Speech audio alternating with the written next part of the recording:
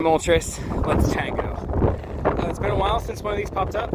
I saw a video or something. I don't know if it was confirmed, but apparently the more shots you missed on a Pokemon, sorry I'm out of breath, I'm running. The more shots you miss on a Pokemon, the higher the catch rate goes. So I'm gonna waste a bunch of balls and see if there's any merit to that. See if we can't finally catch our first one, just because this is a very high CP. And that should be good.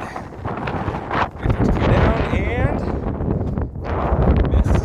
Well, it attacked. Attacked again. That's a great. No way! Yo, we got there! After all this time!